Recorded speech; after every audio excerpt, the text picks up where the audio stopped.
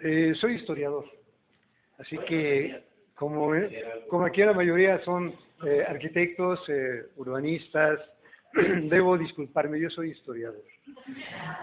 Mis planteamientos teóricos y metodológicos, sin embargo, sí los considero a la arquitectura y al urbanismo totalmente formativos. El historiador que yo soy, me siento formado dentro de este proceso social y cultural de las ciudades. Y con el complemento, ahora que estamos celebrando, si es que se pueda decir que haya algo que celebrar, 80 años del Instituto Nacional de Antropología e Historia, también me he fortalecido con la teoría y la metodología del patrimonialismo en sus diversas aplicaciones. El tema, pues, las antiguas sociedades solucionaron estas necesidades sociales de cómo se relacionaron entre ellos para aplicar una tecnología. Ahí está el patrimonio, en el paisaje. Es el centro geográfico de México, materia excelente para hacer teoría de la historia del paisaje. Y el caso es el tiempo prehispánico. Para esto se requiere conocer y analizar fuentes, no únicamente las convencionales del conocimiento histórico, que son las testimoniales, las escritas, ya que las sociedades prehispánicas tuvieron éxito, desarrollo, clímax y abandono de la región antes de la escritura. No hay ninguna escritura de ellos. La única escritura que tenemos es la arquitectura, el urbanismo, como ellos lo desarrollaron en esta región, en este territorio, que es lo que vamos a ver enseguida. Por favor. Cuando hace poco menos de 500 años, pongámosle, llegaron los conquistadores, esta extensión territorial, hoy centro-norte de México, la ocupaban naciones a quienes llamaron chichimecas. Se dijo que eran del todo salvajes, que no edificaban, que vivían en cuevas. Tal ha sido el paisaje histórico para la demarcación de Mesoamérica, entre el río Lerma y Centroamérica. Se dijo entonces que aquí no pasó nada importante, al grado que cuando comienzan a postularse las zonas, sitios y monumentos arqueológicos que ahora hay, no se creyó. De hecho, no duden ustedes que hay espacios académicos que todavía no lo creen. No creen que aquí, habiendo sido tierra de chichimecas, existieran algunos de los lugares que vamos a ver enseguida en imágenes. Pero para el siglo XXI, el paisaje histórico es otro. A partir de trabajo arqueológico y teórico de antropólogos, arquitectos, sobre todo arquitectos, e historiadores, ya tenemos otro paisaje. La siguiente, por favor. Me voy a referir también a la trayectoria institucional que en la Universidad de Guanajuato estamos teniendo, ya que la reunión tiene que ver con ofrecer un nuevo posgrado, pues nada mejor que hablar de qué estamos ofreciendo para que ese nuevo posgrado garantice un desarrollo social. En 1990 publicamos, profesores de la Universidad de Guanajuato, la Historia Mínima, a petición del Instituto Nacional de Educación para Adultos, y ahí habíamos conocido las pinturas rupestres de Victoria, hoy la quinta zona arqueológica abierta al público, Arroyo Seco, y algo pudimos exponer a reflexión en ese libro.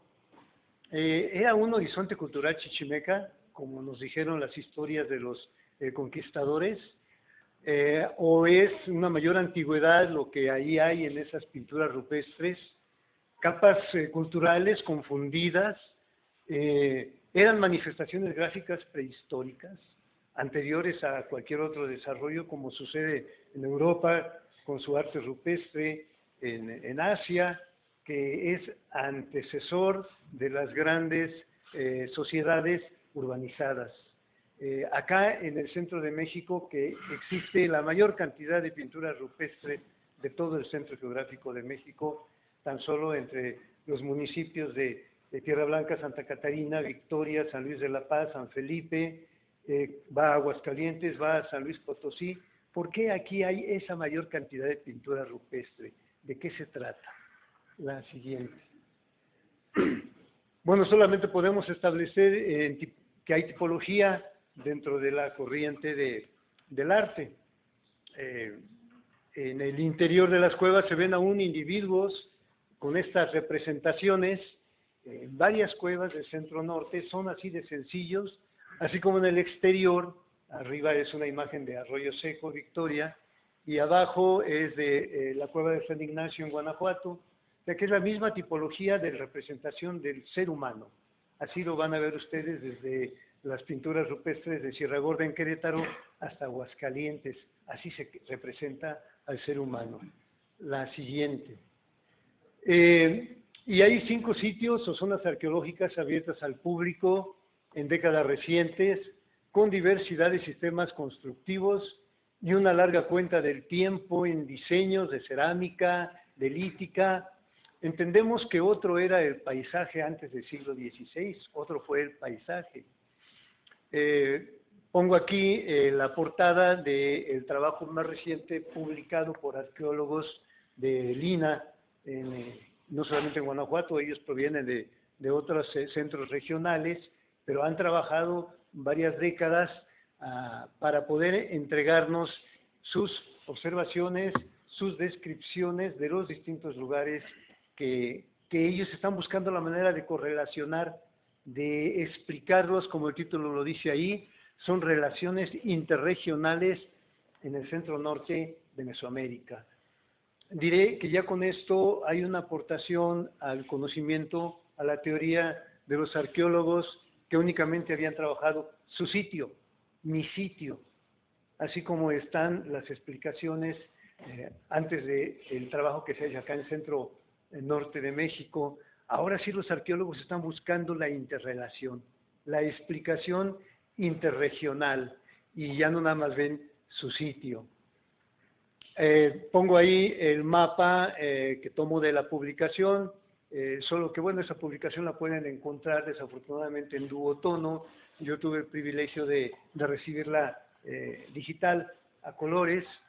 De aquí verán algunas de esas imágenes que son de ese pues libro digital, como las piedras labradas del sitio de Plazuelas, y ahí la demarcación del estado de Guanajuato con la ubicación de las 5 zonas arqueológicas. La estructura, el basamento troncocónico de la parte superior, vulgo pirámide, que ya tendríamos que corregir eso, que no son pirámides, es de El Cóporo, en el municipio de Ocampo. La siguiente. Distintos sistemas constructivos. Los mismos materiales pétreos, porque nos encontramos en una región rica en ello, en estas zonas neovolcánicas donde aflora la andesita, la riolita, el basalto, y que es la materia prima de las principales construcciones. No así la del Cóporo, que ha sido más de adobe y de una piedra diferente. Pero bueno, arriba tenemos Plazuelas en Pénjamo, abajo Peralta en Abasolo, a la izquierda lo que corresponde a un sitio llamado Cañada de la Virgen en San Miguel, y a derecha e izquierda lo que corresponde a Cóporo. Tan solo con estos elementos pudiéramos hablar de horizontes culturales tecnológicos, constructivos, sistemas constructivos en distintas épocas por distintos arquitectos. Y por el emplazamiento en lomeríos o en planos con un equipamiento para poder levantar las estructuras, también distintas técnicas urbanísticas. La siguiente. Los arqueólogos entonces abordan sus temas de preferencia desde sus marcos teóricos que ellos tienen, y así lo expresan.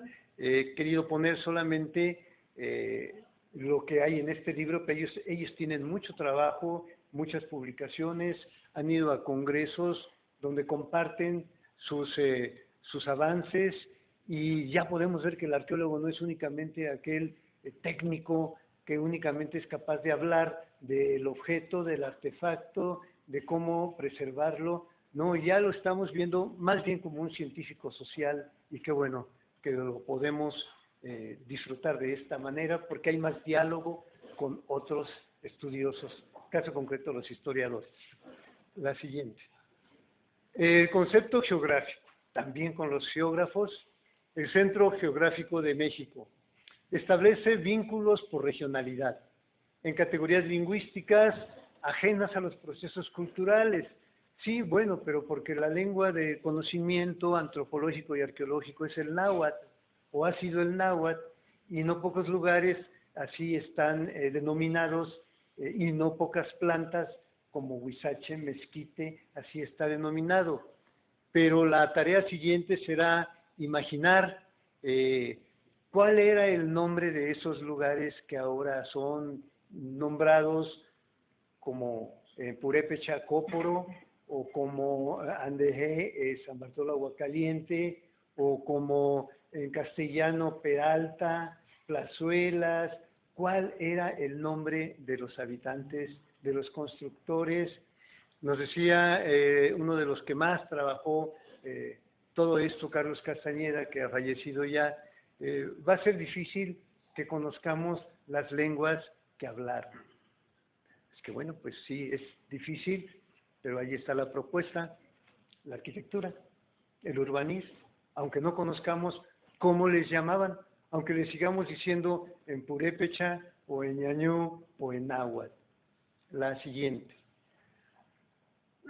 Volviendo a lo que hemos hecho en la Universidad de Guanajuato, ante la necesidad del conocimiento, se participó dentro de nuestras funciones sustantivas, investigación, docencia y difusión, y logramos tener en la última década del siglo XX, con sus prolegómenos, hasta que las autoridades nos hicieron caso y nos dejaron trabajar, un seminario, un taller de estudios prehispánicos de Guanajuato.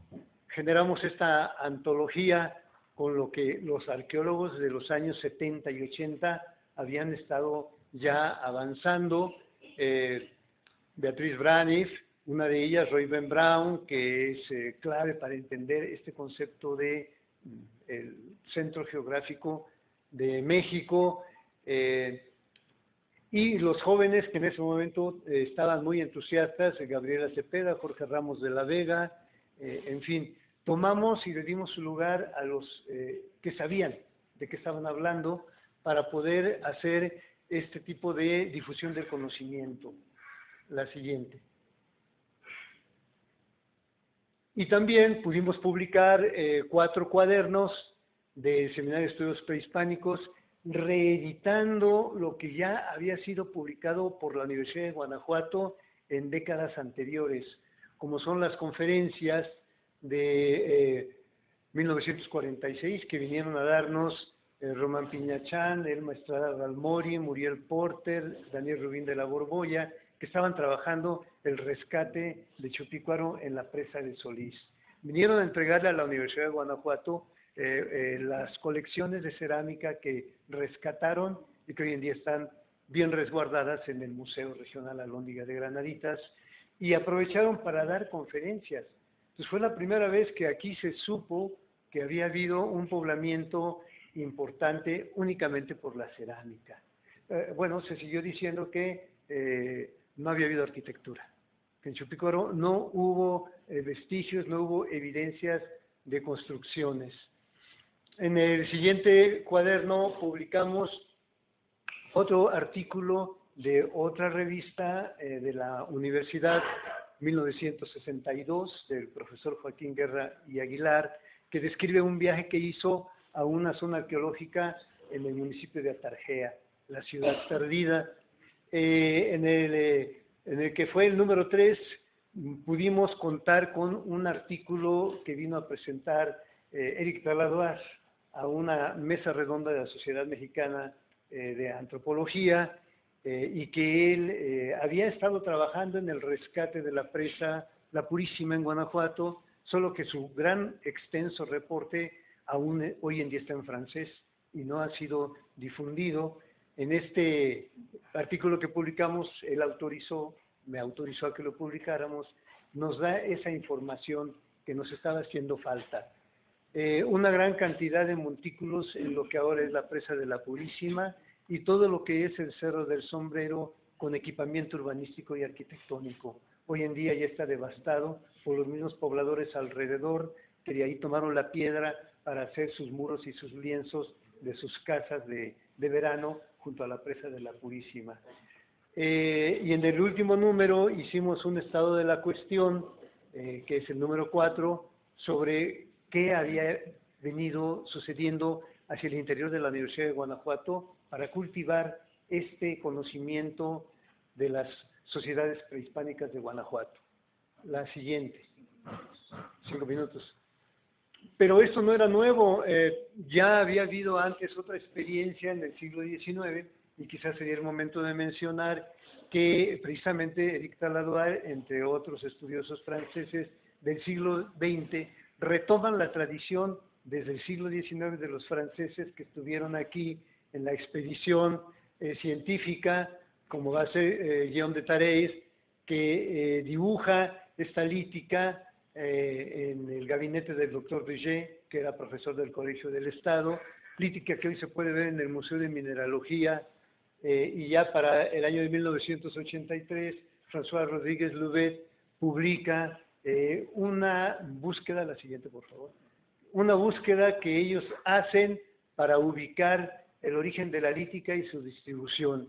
Y es como nos enteramos que el centro norte de México se encuentra sobre un piso neovolcánico, la siguiente por favor, y como pone en la parte superior, esa es una demarcación de la transferencia de la lítica, como se ve a la derecha y a izquierda, que más se pudo recuperar en ese territorio.